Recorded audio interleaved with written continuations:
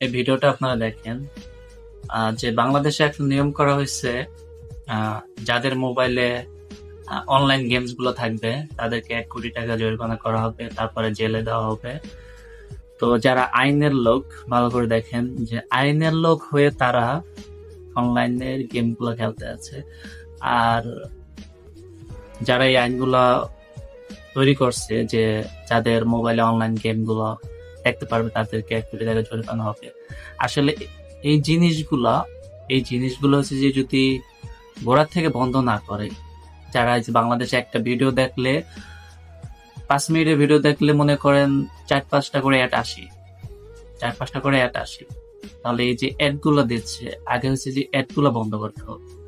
Add গুলো বন্ধ না করে শুধু যারা পাবলিক আছে তাদেরকে ধরলে তো আর হবে, আগে এগুলো বন্ধ করতে হবে। সবাই বেশি বেশি করে শেয়ার করে দিন।